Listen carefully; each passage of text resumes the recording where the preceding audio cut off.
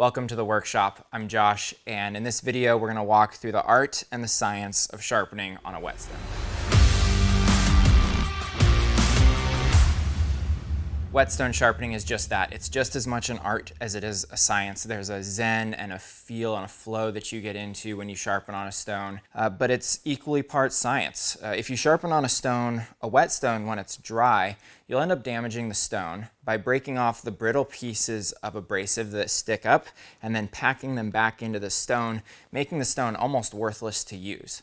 But with water on the stone, and when the stone is soaked in water, the water comes around those fragile, sharp, abrasive pieces and uses hydraulic pressure to stand them up so that they're strong enough to cut the metal on your knife and expose the sharp cutting edge. So the first thing to do is to place the stone in water.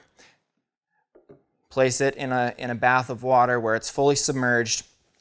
You should start to see some bubbles coming out of the stone. I would be prepared to wait 10 or 15 minutes until there's no more bubbles coming out of the stone, meaning it's fully saturated.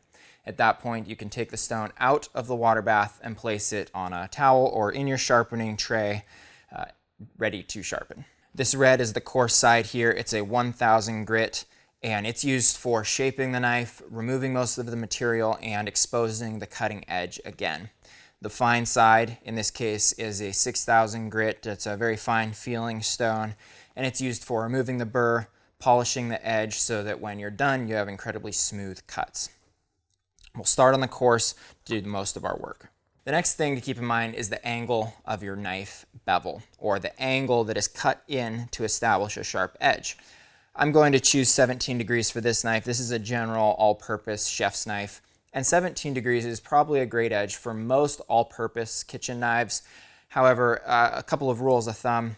If you have a Western style knife, maybe something like a Wusthof or a Henkel's or Cutco, I would maybe lean more towards 20 degrees for the angle. If you have an Asian style knife like a Shun or something that may be a sushi knife, I would try to be a little closer to 15 degrees. Another way you can test your angle is to color the bevel with a Sharpie. So I've got a Sharpie here, and what I'll do real quick is I'll color just the sharpened portion of the bevel all the way along the full knife. And then I'll take that to the stone and I'll make a few quick passes. What I'm looking for is where does the stone remove material from the bevel. If it's removing it just towards the very tip of the cutting edge, I know that I need to lay the knife a little more flat. If it's only removing the Sharpie at the height of the bevel, closer to the top of the knife, then I know that I need to stand the knife up just a little bit. So let me make a couple of passes.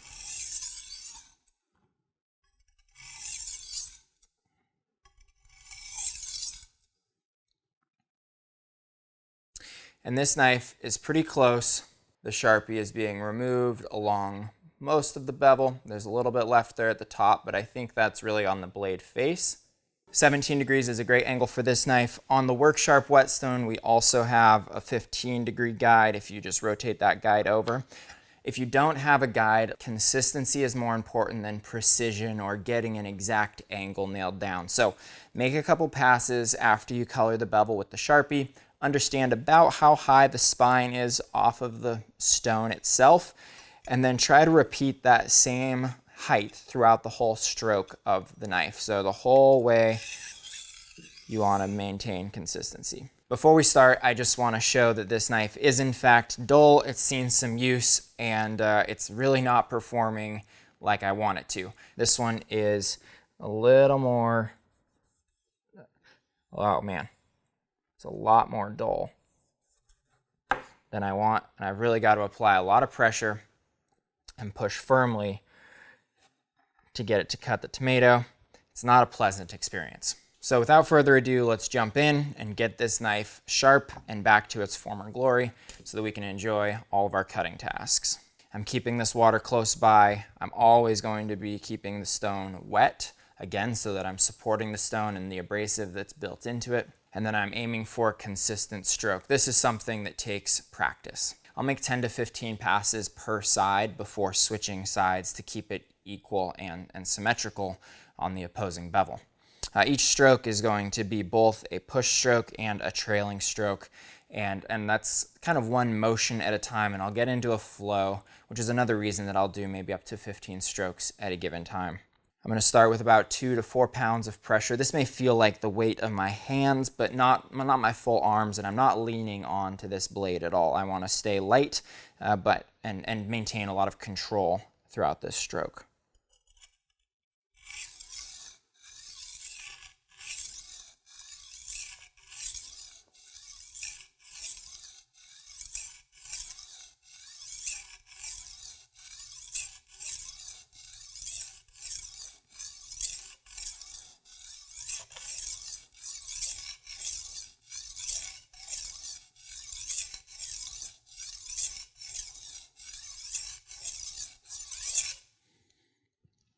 That was 15 on one side, and I can begin to feel for a burr, although I don't expect to feel much at this stage.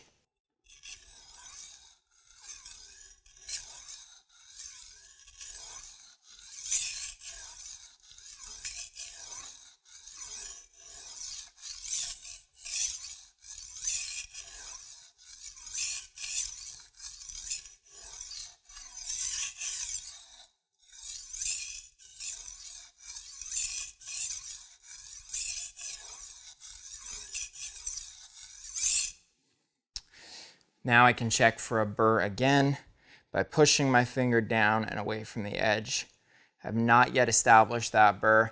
I expect this will take maybe 3 or 4 series of passes or sessions per side to establish that burr. It may even take more than that if you've got a very dull knife or a knife that you are reprofiling and reducing the edge angle, maybe changing from a 20-degree angle down and flattening to a 17-degree angle.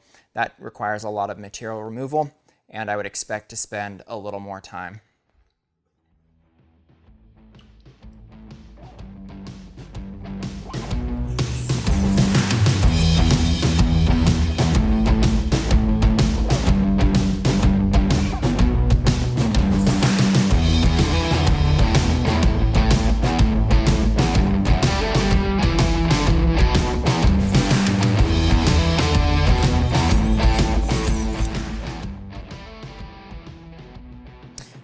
I'm starting to feel a very fine burr as I push my finger away from the cutting edge.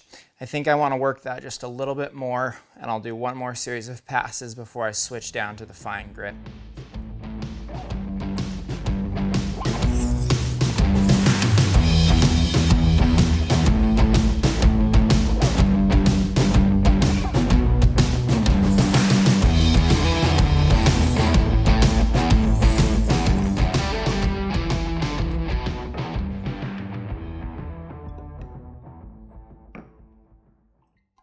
All right, here is the fine 6,000 grit stone, and I'm going to do something very similar in process, maybe 10 or 15 strokes per side at the first round, but after that, for each session following, I'm actually going to reduce the number of strokes per side so that I get closer and closer to alternating, basically to the point where I may do just 2 passes per side and then alternate. First, I'll start off with about 10 per side and then quickly progress down.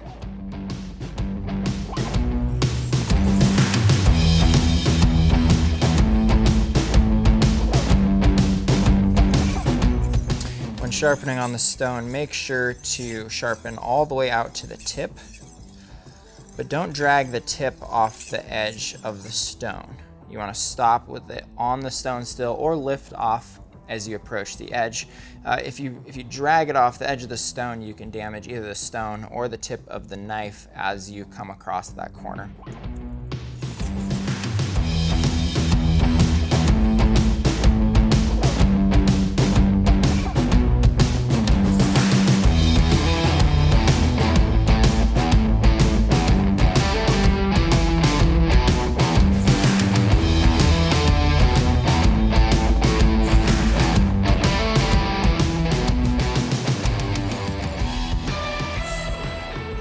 Alright, so I've sharpened to where I think the edge is polished enough to get back to work. I do want to test and make sure that before I put all this stuff away that the knife is in fact sharp and ready to go.